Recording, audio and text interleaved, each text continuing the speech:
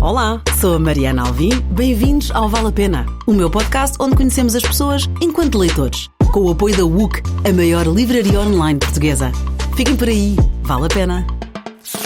Hoje a minha convidada é a Ana Bárbara Pedrosa, é autora dos romances Lisboa, Chão Sagrado, A Palavra do Senhor e, mais recentemente, O Amor Estragado. Eu estava aqui a dizer à Ana Bárbara, aqui em off, que é incrível, estás de parabéns. Odeio o protagonista, portanto estás de parabéns. Eu também. Tu também. Obrigada. Já vamos falar sobre isso. A Ana Bárbara escreve textos para vários órgãos de imprensa, também para o blog da WUC, é doutorada em Ciências Humanas, mestre em Estudos Portugueses, pós-graduada em Linguística e em Economia e Políticas Públicas e licenciada em Línguas Aplicadas. Tiveste amigos? Tiveste vida social? Tive amigos no curso, alguns. Viveu e estudou em Portugal, no Brasil, nos Estados Unidos e, para além de romancista e cronista, é linguista e crítica literária. Nos tempos livres viaja, estuda línguas e faz jiu-jitsu e scuba diving. Fizeste um curso de mergulho. É verdade. E jiu-jitsu tranquilo, não é? Agora tive de parar, mas sim, mas é divertido. Agora exatamente, agora tem uma ótima dupla notícia que está à espera de gêmeos, podemos falar sobre isso. Exato, sim. A Ana Bárbara de Vizela morde em quem a trata apenas por Ana ou por Bárbara, portanto estou aqui a repetir várias vezes. Que já veio o aviso prévio, vai, estou aqui a correr bem. Estou a enumerar, estou a repetir o teu nome várias vezes para não fazer, claro, para me habituar e não fazer a gafe, vestida como armadura, caso caia na fatalidade de me enganar. Os bifes têm de ser passados ao nível da sola de sapato, de preferência sapato de vela. Eu não faço a mínima ideia de onde é que isso veio, mas é verdade. Pois é, eu faço sempre que consigo alguém em comum, faço uma pesquisa. Mas tenho mais coisas sobre ti. Tens uma amiga irritante que te envia memes, fotografias ou textos sobre ratos, sempre que se depara com eles. Isto porquê? Porque tu tens um medo radical e infundado de ratos. Chama-se fobia. E desse amigo, não é? Na medida em que ele me envia essas fotografias, já o bloqueei, entretanto. É justo, é legítimo. És totalmente abstémia, preferes leite com chocolate. É, o cal. Fica a publicidade. Também és totalmente pacífica, lá está, embora tenhas praticado artes marciais. Vais ser uma ótima mãe, isto foi o teu querido amigo que disse isto, vais ser uma ótima mãe e estás deliciada na busca pelas indumentárias mais diminutas. É verdade. E mais queridos. Olha, sabes o que é que mais te vai acontecer quando os gêmeos crescerem? Que saudades deste tamanho. Pois. E agora, outra dica que o teu amigo me disse, e fiquei curiosa e perguntei-lhe se te podia perguntar, ele diz que sim. Uma pergunta críptica. Foi para isto que levantaram a linha? Foi para isto que levantámos a linha. Isto é o quê? O que é que isto quer dizer? Ana Bárbara pode explicar? Pode. Já sei quem é esse amigo. Foi o Afonso Reis Cabral. Claro, é ele que manda as fotografias de ratos. É? Eu achei mesmo que ele estava a falar na terceira pessoa. Não, é ele. E também tem uns memes em que são caras de ratos a dizer: para de me mandar fotografias da Ana Bárbara. Porque ele responde sempre: para de me mandar fotografias de ratos. Olha, isso é muito giro. E tem ratos também a dizer: oi Ana Baby. E ele volta e meia acorda e ele tenho aquilo no telemóvel. Tu qualquer dia, já o convidei, aliás, para este podcast, tu vingas-te quando disseres coisas sobre ele. Tenho muita informação. Sim. Então o que explica, foi para isto que levantaram a linha? É porque Vizela foi concelho, Vizela pertencia ao Concelho de Guimarães e felizmente conseguimos libertar-nos desses grilhões. E está aqui no livro. Está aí no livro, em 1998. E durante a luta pelo Concelho, que foi radical, e eu não vivi quase nada dessa luta, embora já tivesse nascido no dia em que virou concelho, havia coisas como pequenas bombas atiradas e houve gente, os populares, a levantar 18 km de linha férrea para impedir os comboios que iam do Porto para Guimarães. Está também no livro. Isso não foi inventado. Isto nem que fosse por pirraça, era aquela coisa, os comboios não vão para Guimarães e acabou. E então tem muita piada, porque o povo de Vizela, sempre que alguma coisa não está ali a 100%, pergunta-se: foi para isto que levantámos a linha? Okay. Isto pode ser um passeio relativamente destruído, pode ser a recolha do lixo não estar a funcionar decentemente. Acordaste com o pé de fora. Ou pode ser a nossa equipa não está a jogar a 100%. Portanto, se o Vizela não faz ali o seu trabalho, se os jogadores não correm muito, os adeptos dizem: foi para isso que levantámos a linha. Que engraçado, é quase uma private da malta de Vizela. Sim, é uma private coletiva. Muito bom. Olha, e o teu ficamos a aprender. Amor Estragado é o mais recente romance da Ana Bárbara. É o Manel, eles são vários irmãos, aqui relações familiares, violência doméstica. Começa, aliás, a premissa, e não é spoiler: matei a minha mulher, não é? Basicamente começa assim: matei a minha mulher, não fiz de propósito, mas é daquelas coisas que depois de feitas já não deixam volta a dar. É verdade. Mas olha, não estava nada à espera, porque estava a dizer à Ana Bárbara, não te conhecia e já quero ler os teus livros anteriores e tudo. Isso é a vantagem do bom livro, não é? Depois queremos conhecer melhor a autora. Estás de parabéns, é detestavelmente incrível. Boa, era o objetivo. É detestavelmente, não, estou a brincar, porque estamos a falar de é cru e a tua escrita é crua e é sem filtros e é verdadeira. E ele realmente é um homem, é violento, é um bêbado, mas está muito bem construída a personagem. Estão todos. Okay, queres tu vender um bocadinho também o teu livro? Eu já mostrei que já li. Pois, não sei bem para onde partir, mas foi muito divertido criar o Manel, ainda por cima porque eu o criei na primeira pessoa e porque ele é radicalmente diferente de mim. E eu acho que isso, do ponto de vista de quem faz a literatura, é uma sensação de voo em pleno. Porque eu vejo muitas vezes os leitores à procura de coisas em que se identifiquem. E eu na literatura gosto daquele contraste, gosto de poder ser outras cabeças. E claro que se eu posso ser outras cabeças quando estou a ler, essa sensação é ainda mais extremada quando estou a escrever, porque aí eu estou mesmo a ser aquela pessoa. Tenho de sentir que estou a fazer aquilo, tenho de falar daquela maneira e no caso do Manel tenho de me imbuir daquela violência que ele tem. Tenho de pensar quase ao contrário, portanto, de chegar sempre à conclusão diferente daquela a que eu chegaria, e isso é muito engraçado. É um exercício de empatia muito grande, porque é mesmo, não é só meter-me nos sapatos da outra pessoa, é mesmo na cabeça. Por isso é que, sem dúvida, que o Manel foi a minha personagem mais divertida de construir. Está muito bem. Eu esqueço mais vezes os livros depois de os ler, infelizmente, e acho que o Manel não vou esquecer tão cedo. Mas diz-me uma coisa, isto tu, como escritora, claro, apesar de vamos conhecer-te como leitora daqui a pouco, mas eu tinha de fazer estas perguntas. Eu sinto, imagina, quando eu escrevi novelas, eu fui guionista, e nós até tinha a sua graça, que era se as minhas personagens estavam a discutir, eu estava a discutir com o teclado. E até eu não sei de mim, mas os meus colegas faziam caretas, olhavam com. Eu odiava o teclado, porque eu odiava a pessoa que. Ou seja, acredito que isto te tenha dado gozo, e trabalho com certeza, está cá todo.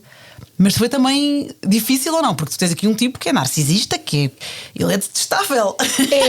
Eu acho que é uma carga emocional muito forte. Porque eu sou relativamente tranquila no meu dia-a-dia. Eu não tenho essa capacidade de sentir violência. Por exemplo, eu posso achar uma pessoa horrível, mas nunca penso se me dar-lhe um soco. Nunca tenho vontade de bater ou de ser agressiva. Posso querer cortar o contacto e pronto. E ele é o contrário, não é? Ele gosta de alimentar o conflito. Eu acho que prefiro fugir do conflito. Acho que é mais isso. Ele é o teu antónimo. Depois, nisso sim, ou seja, nisso ele conseguiu dar-me, não é que seja uma coisa boa, mas conseguiu dar-me uma vida interior muito forte e muito diferente a que eu não teria acesso de outra maneira. E ainda bem, não é? Não é uma boa coisa ser viciada em vinho e bater na mulher e matá-la. Tu és mais local, como tu disseste. Eu sou mais local, exato. E não mataste ninguém. E então havia momentos em que esse contraste se sentia. Eu fechada no escritório em casa, houve uma altura em que eu estava precisamente a escrever o capítulo em que vemos a morte da Emma, que lá está, não é spoiler, porque está na primeira frase, e de repente chega ao carteiro para me entregar livros. E eu lembro-me de estar a abrir a porta, mas meio incomodada, a pensar, eu tenho ali um cadáver. E abrir a porta, mas meio fechada, a sentir que estava a ser interrompida numa coisa proibida, portanto, que eu tinha de esconder. E pronto, quer dizer, há uma espécie de esquizofrenia no momento em que se escreve, porque estamos a viver duas coisas em simultâneo: a absoluta acalmia de se estar numa cadeira confortável a escrever, e depois os dedos que estão a fazer uma coisa que pode ser radicalmente diferente. Sim, é magoar o teclado. Exatamente. E agora vamos então conhecer a Ana Bárbara, leitora. Tu lês sempre que podes? Sim. Eu também, como faço crítica para o Observador, também tenho neste momento as leituras muito condicionadas por causa disso, e portanto acabo por ler muitas das coisas que estão a sair no mercado. Isto contrasta absolutamente com o que eu fazia antes de fazer este trabalho, que sempre foi muito mais virada para os clássicos e lia poucos autores vivos. Mas tu continuas, sempre foi e ainda é o teu género favorito, é o romance? É o romance, de escrita e de leitura. E tu, com quem ias jantar, já falámos num deles, em termos de autores, com quem jantarias? Já falámos no Afonso Reis Cabral, não sei se agora ele perdeu a hipótese de jantar contigo. Não, agora acabou, nunca mais. Estraguei uma amizade. A menos que façam daqueles bifes sola de sapato. Isso é uma vantagem na gravidez, porque uma das coisas que me custou quando eu estive grávida era comer bifes bem passados, porque eu não gosto, sola de sapato não. E tu a ti não te custou nada. Não me custa nada. E o Afonso Reis Cabral foi prémio Leia 2014, escreveu com o meu irmão, o livro dele. Escreveu também o Pão de Açúcar e Leva-me Contigo. Outro com quem tu jantarias, João Pedro Vala. É de preferência aos 3. Ok. Escreveu o Gran Turismo. Eu e o João podíamos bater ao Afonso assim por causa destas pequenas inconfidências que ele resolve trazer a público. Vais-te vingar quando ele vier. Sim. Está combinado. Também convidavas a J.K. Rowling. Podíamos ser os 4. Isso. Mas diz lá, porquê ela? Primeiro porque tendo eu nascido em 1990 e portanto tendo começado a ler o Harry Potter pouco depois dele ter surgido, acho que sinto em relação a ela uma grande dívida por todas as horas bem passadas, tanto a ler como a discutir os livros. Eu tive sempre a idade do Harry Potter enquanto os livros estavam a sair. Portanto, tu acompanhaste-o, que giro. E ter sempre a idade dele é muito engraçado, porque não parece uma coisa vista ao longe. Parece, claro, com vidas radicalmente diferentes, na medida em que eu, desgraçada, estudava Físico-Química na escola. E não tinhas uma farinha mágica. Ele estudava poções e assim. Havia essa questão da idade que me aproximava também como leitor. E depois, claro, uma narrativa muito calibrada.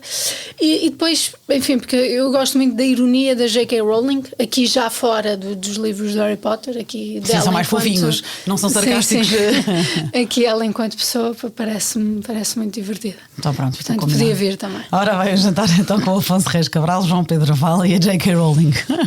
Agora vamos aos livros. Um dos que tu escolheste, eu tive neste podcast a sorte e o privilégio de ter a Maria do Rosário Pedreira, foi o número 6 aqui desta temporada, recomendo a quem ainda não ouviu, e ela escolheu, como tu, Julian Barnes, A Única História. Pois é uma paixão comum. Exatamente, conta-me lá sobre este livro. É um livro que eu acho perfeito, no sentido em que parece ter uma delicadeza perfeitamente limada até ao fim, e ao mesmo tempo é muito intenso, ou seja, não é simplesmente aquela delicadeza lírica que não chega a lado nenhum. Nesse livro há muita vida, no sentido de complexidade emocional, as coisas atam-se perfeitamente, o final chega a ser surpreendente, e não é que eu acho que o romance é a busca pelo final, mas o final parece que redimensiona todo o livro que ficou para trás. E eu já li o livro, já não sei se 2 ou 3 vezes, mas é engraçado porque essa surpresa da primeira leitura parece que se mantém na segunda. Ao ler da segunda vez eu devo pensar como é que é possível fazer uma coisa tão calibrada. Eu gosto muito de Julian Barnes, não foi o primeiro livro que eu li dele, acho que foi o segundo, enfim, e para mim serviu para lhe dar um lugar de honra. Que maravilha, A Única História de Julian Barnes.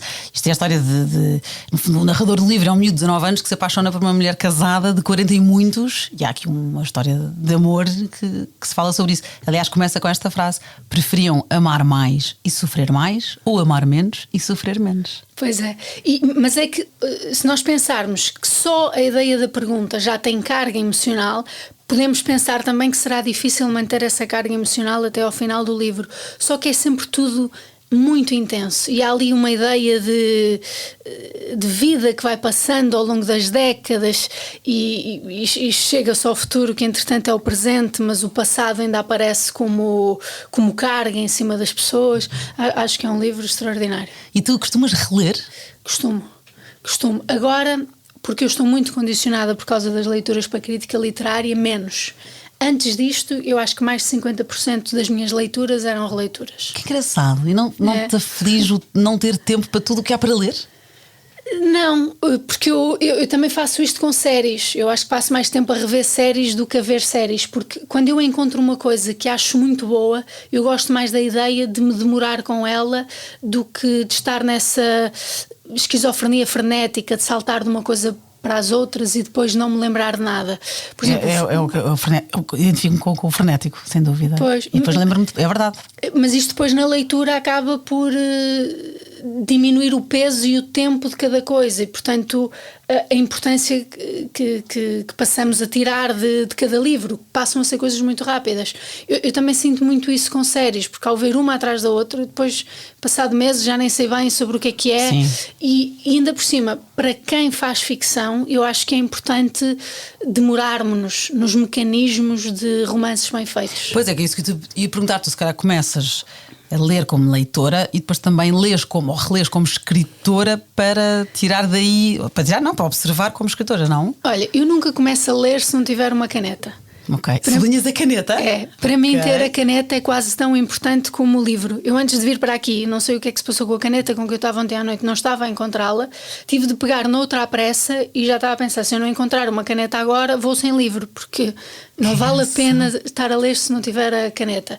Eu vou riscando, sublinhando, vou mandando bitites ao lado quando acho que há uma palavra a mais ou qualquer coisa, vou fazendo editas também, como se fosse uma editora?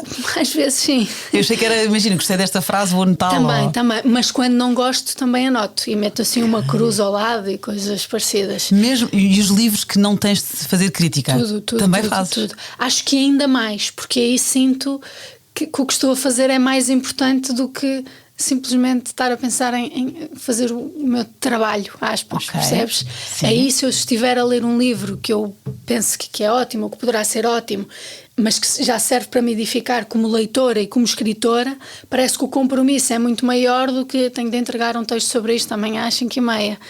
Portanto, sim, seja o que for, férias, não férias, esteja a ler ou esteja a reler, sem caneta nem pego no livro. Então, isso é só mais uma pergunta em relação a isso. Nós às vezes, eu não costumo reler, não é? Mas sei que quando relemos podemos sentir o livro de uma forma diferente. Tu, quando relês, sublinharias o mesmo, ou quando disseste porquê que eu sublinhei isto, ou agora sublinhava aquilo? Sim. O que eu faço é, nas releituras, uso uma caneta diferente, pode ser de cor diferente, ou pode ser com a caneta diferente, com o bico diferente. E aí a leitura fica marcada, porque eu, quando começo a ler, meto a data em que estou a ler. Portanto, se eu meter a preto uma data de 2020, depois meto a azul uma data de 2023 e, portanto, os sublinhados já ficam a marcar a leitura. Às vezes sublinho 2 vezes em 2 cores diferentes. Há outras em que eu penso, mas que raio, isto não tem interesse nenhum, porque é que eu estou aqui a sublinhar isto? Há outras em que como é que eu não sublinhei isto? Que giro. Mas é engraçado, marca leituras diferentes, porque também depende, não é? Porque, por exemplo, eu acho que o mais normal na adolescência é uma pessoa virar-se para os clássicos, para os nomes que conhece. E aí está a descobrir a literatura e está a descobrir o mundo. E anos depois voltarmos para aí e vermos o que é que achávamos que era extraordinário, o que é que agora não se coaduna com o que entendemos por escrita escorreita, por exemplo, acaba por ter muita piada. Pois é, tu vês a tua própria evolução, não é? Sim. As mudanças. Julian Barnes, A Única História, ele que foi vencedor do prémio Booker com O Sentido do Fim, outro romance incrível dele, finalista de vários outros prémios. E é aqui uma curiosidade engraçada que eu encontrei sobre o Julian Barnes. Ele, quando foi editor literário, sofreu de timidez debilitante. E chegou mesmo a afirmar: quando estávamos nas reuniões semanais, eu ficava paralisado em silêncio e era considerado um membro mudo da equipa. Ok. É giro, não é? Julian Barnes, A Única História. Mais um que tu trouxeste para esta conversa, Gabriel Garcia Marques, Viver para Contá-la. Esse é um dos que eu reli obsessivamente. E tem muitas cores ali nos sublinhados. Mas é que eu, quando comecei a lê-lo, acho que ainda não fazia isso, ainda não sublinhava, porque o livro saiu quando eu tinha, pelo menos essa edição da Dom Quixote. 2017. Ou saiu, eu li. Então pronto. 2017. Se calhar foi uma edição mais recente, foi o que eu encontrei. Talvez. Se calhar foi uma reedição. Já não tenho a certeza. É que na minha cabeça eu passei o 10º ano a ler esse livro, portanto 2015. Tinhas 15 anos. Mas posso estar errada, se calhar foi então o 11º ou qualquer coisa. Isto pode ser uma reedição que eu encontrei. Pode ser. Mas sim, eu com esse livro tive uma relação muito engraçada, porque li-o uma vez de uma ponta à outra e depois ganhei um hábito absurdo, que era, todos os dias antes de dormir, eu pegava no livro, abria numa página à sorte e lia ali 20 minutos, 30 minutos, depois no dia seguinte fazia o mesmo e lia outro bocado qualquer. Eu não tenho essa experiência de leitura com nenhum outro livro. Sim, mas aqui é uma autobiografia, aqui não é um romance com enredo. Sim, podes fazer isso. Sim, mas sendo uma biografia tem na mesma um fio condutor. Sim, e não razão. é que eu lesse os capítulos inteiros. Eu chegava ali, abria e lia uma coisa qualquer e dava-me sempre a ideia de que descobria uma coisa qualquer, fosse sobre o que fosse. Porque eu nesse livro gostava muito de algumas coisas diferentes. Uma era de eu estar a ter acesso ao processo de formação de um escritor, em que ele falava da vida dele desde pequeno até se ter conseguido transformar em escritor, e eu com isso parecia que tinha ali uma espécie de avô a ensinar-me um caminho. E como eu gostava muito dele, como romancista, não só desse livro, claro, comecei também à procura dos livros de que ele falava. As referências que ele deixava. O Faulkner, o Dostoiévski, o Rómulo Gallegos, que demorei muito até encontrar o livro de que ele fala. Depois encontrei-o na Bolívia ou no Peru e odiei. Eu estava com um amigo e nós estávamos sempre a ir a livrarias, eu sempre à procura daquele livro. Finalmente encontrei o livro, é um mês à procura disto, espetacular. Depois comecei a lê-lo e ele vira-se para mim: então, e que tal? Estás a gostar? Não, isto é uma tortura. E vais reler ou quando não gostas nem sequer tentas de novo? Quando não gosto não tento. Okay. Não. Porque acho que fico assim com uma certa sensação de asco. Dá ali uma coisa que não me puxa. Sim, quebrou o encanto. Sim, e às vezes até podemos estar a perder coisas extraordinárias, não é? Pegando mal no livro. Se eu estiver muito cansada a começar a ler um livro, ele já não vai ter a mesma capacidade de me agarrar que teria noutras circunstâncias, mas paciência, é vida. Viver para Contá-la, do Gabriel Garcia Marques, aliás, que foi Prémio Nobel da Literatura em 82. Tu já o conhecias então enquanto autor, enquanto romancista, e depois, como gostavas dele, foste ler a biografia? Sim, foi uma fase em que eu li tudo o que havia dele em Portugal. E tu eras adolescente, 15 anos. Eu acho que aos 15 anos, tu és uma leitora, começaste cedo, porque ler uma biografia aos 15 anos não é comum, não é? Não sei, eu não tinha amigos leitores, portanto. Lá está, vês como não podia. Mas não podia comparar com outros leitores, era nesse sentido. Não, mas mais essa, nem sequer leem muito, quanto mais biografias. Eu só em adulta é que comecei a ter amigos leitores. Foi muito engraçado, foi fogo. Fantástico, existe, eu sabia. Trocar notas e opiniões. Não estão só nos livros. Viver para Contá-la, Gabriel Garcia Marques, e vamos a mais um. John Steinbeck, A Leste do Paraíso. Sim. Eu gosto muito do Steinbeck também. Surpreendentemente, só li esse, que é um dos seus maiores romances, há relativamente pouco tempo. Mas comecei a ler o Steinbeck em pequena, não sei exatamente quando, 12, 13, ali às Vinhas da Ira, a Pérola, pois, mas eram os nomes principais da literatura, portanto, aqueles que eu tinha acesso. Sim. Na biblioteca havia sempre, em casa também havia algumas coisas. Este livro, não sei porquê, só li para aí há 3, 4 anos. E enfim, é um livro muito compacto. O Steinbeck tem uma forma de escrita que é invejável a todos os níveis, porque é forte e delicado ao mesmo tempo, põe o leitor em cena permanentemente, visual. E consegue tecer fios complexos, tanto por essa questão geográfica em que nós sentimos que estamos naquele ambiente, naquele calor ou naquele frio, consoante, como parece que vamos vendo as personagens. E eu gosto muito desta capacidade que ele tem de pôr duas personagens à mesa a falar uma com a outra e nós sentirmos que estamos à mesa também. E a mesma forma como ele estrutura o discurso direto, que sabe a gente a falar, é muito difícil de fazer e é muito importante, porque dá a ideia de que estamos a ler a vida e não uma simulação da vida. Eu nisso gosto muito dele. E dos vários que portanto, gostas, As Vinhas da Ira, A Pérola, Os Ratos e Homens.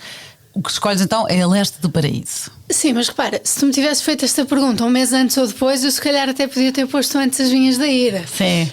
Sim, se calhar foi por ter sido a experiência de leitura com o Steinbeck mais recente. Okay. E também porque é uma narrativa ampla, portanto é muito difícil de fazer, meter tanta coisa dentro de um romance, entrelaçar tanta informação, manipular o leitor de forma a que ele se aguente interessado e tenso até ao fim, e portanto nisso acho que é um escritor extraordinário. Maravilha. O Nuno Herói também veio a este podcast. O episódio episódio número 9, ele também escolheu este livro, A Leste do Paraíso, e depois fez, já não me lembro tão bem porquê, porque não são nada livros parecidos, mas acho que se calhar o que ele sentiu ao ler, mas depois ouçam a conversa com o Nuno Eiro, recomendo e também recomendo a ti, Ana Bárbara, mas então ele fez um paralelismo com o Mataram o que te via, da Harper Lee. Esse sim é um clássico. Que eu também li muito tarde, só li para aí em 2015. Gê, tu és muito mais nova do que eu e achas que lês tardíssimo. Eu li para aí há 4 anos.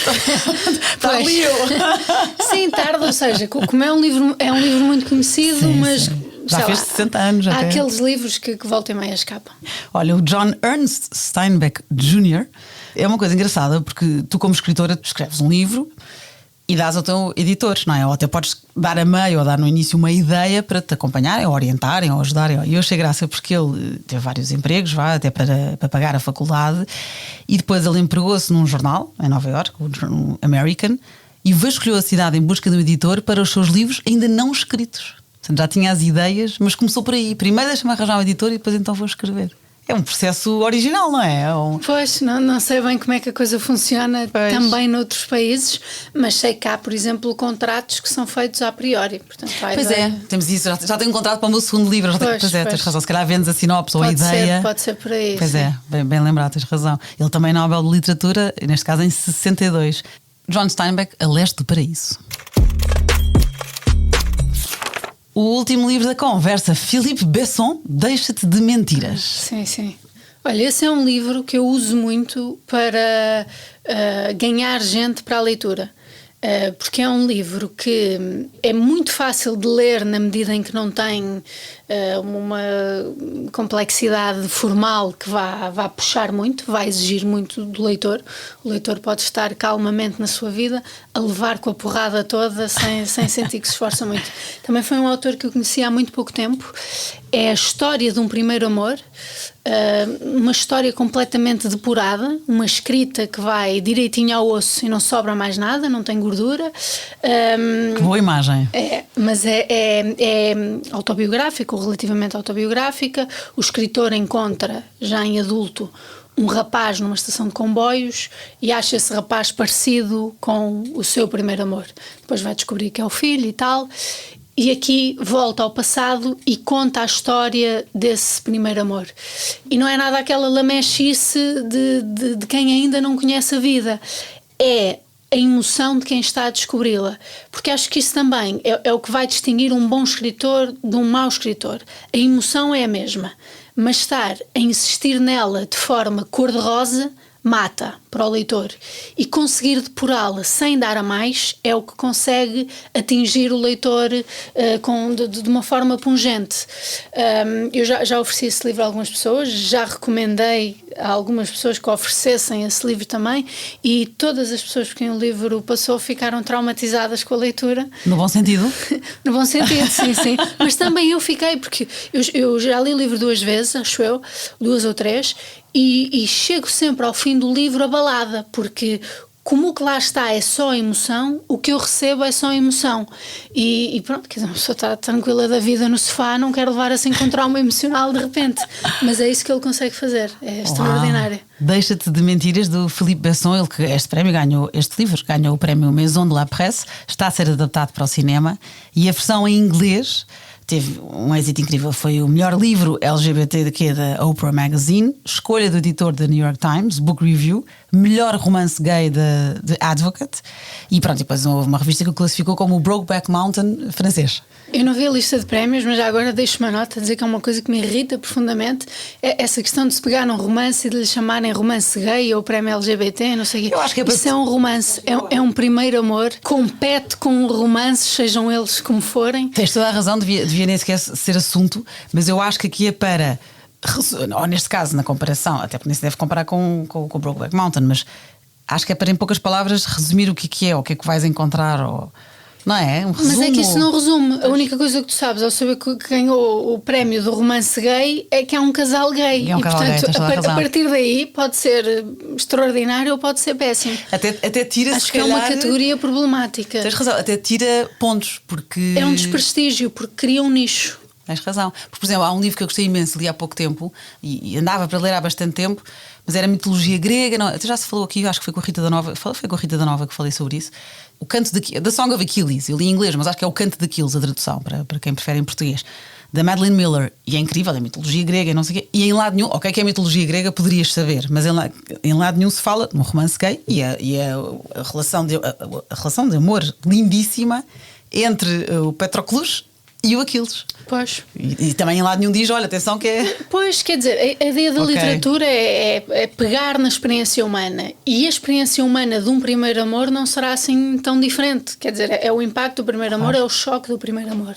E acho que criar-se esse nicho é um desprestígio para o autor e cria um nicho para os leitores. Muitas vezes eu vejo também a comunicação social e as próprias assessorias de imprensa das editoras a dizer, temos aqui este livro voltado para o público LGBT. Pá, não me lixem. Amor é amor. Ou que não seja amor ou outra coisa qualquer, mas acho que encaminhar-se um livro só para a ideia de identificação acaba por reduzir até o papel da recepção e o potencial que o livro tem para chegar a essas pessoas. Olha, todas essas pessoas a quem eu recomendei o livro, nenhuma era gay, ficaram todas traumatizadas.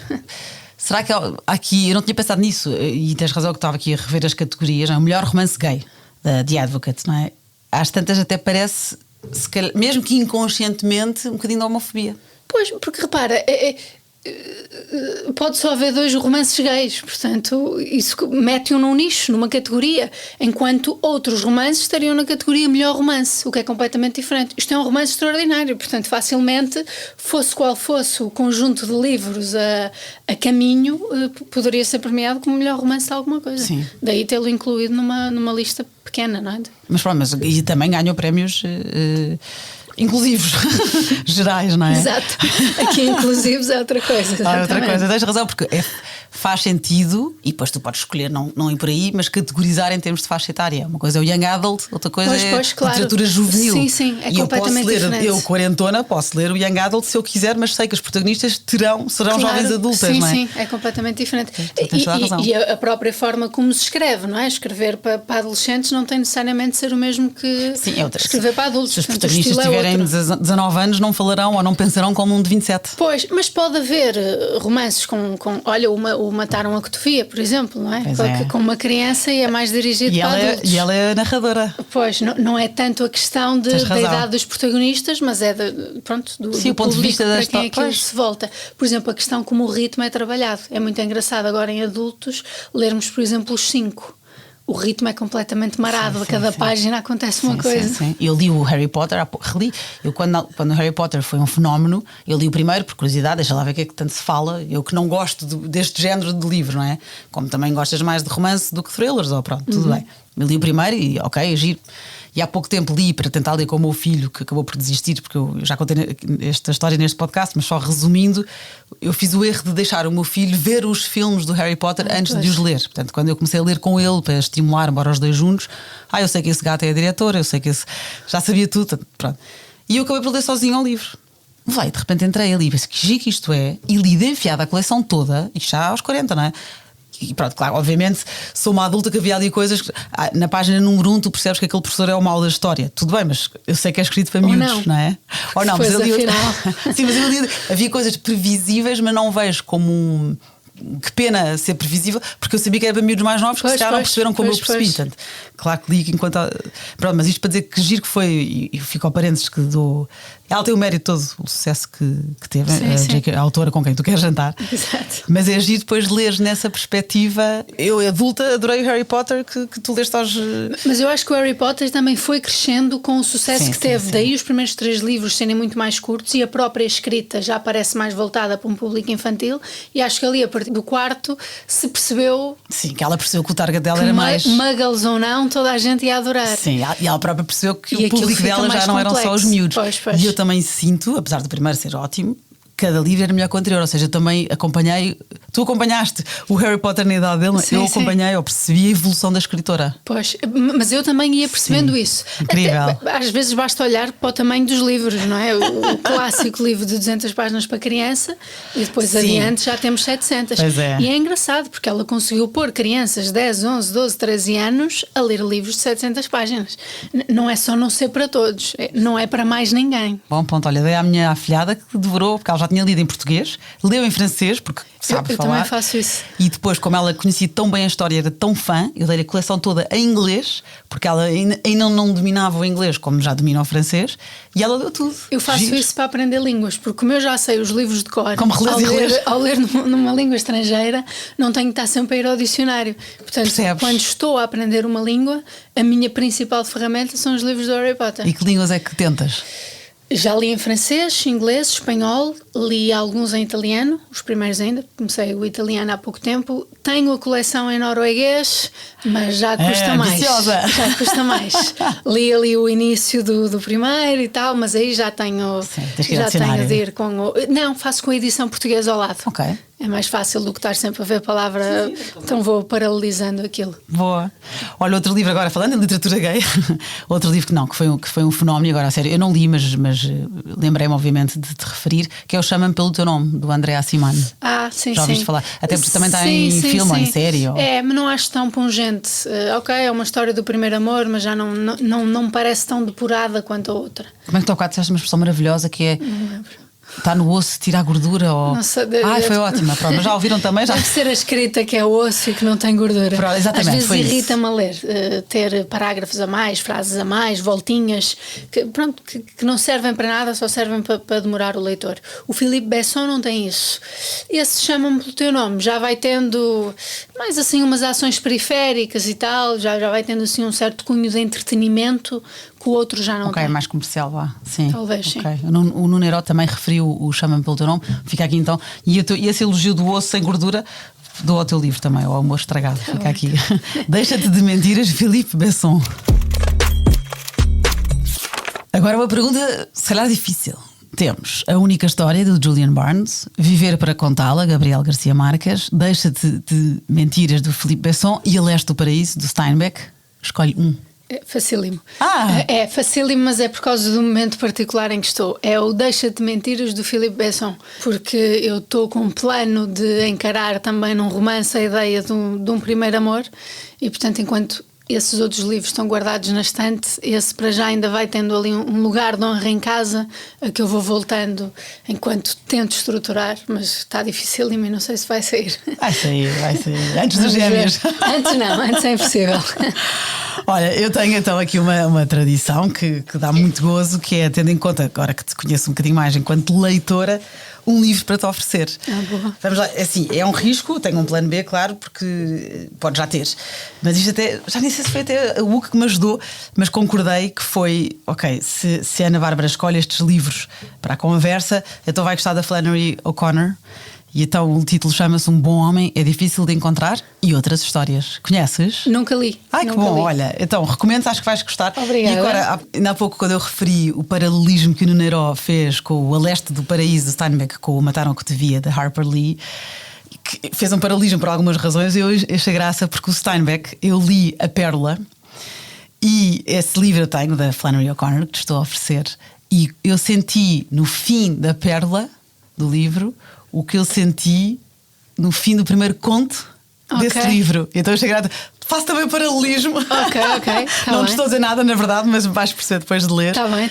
E recomendo então Um Bom Homem é Difícil de Encontrar. E vou aqui ler-te há aqui uma crítica de um jornal que é: selvageria, compaixão, farsa, arte e verdade fazem parte destas histórias. É-me difícil imaginar um escritor mais divertido ou assustador. Boa, Muito Flannery bem. O'Connor. É uma boa entrada. Olha, obrigadíssima. Juntos, obrigada eu. Gostei muito. Também, E sucesso com os gêmeos e com as próximas escritas, vou-te acompanhar. Tá bem. Obrigada. Obrigada a quem nos está a ouvir. Para a semana a mais.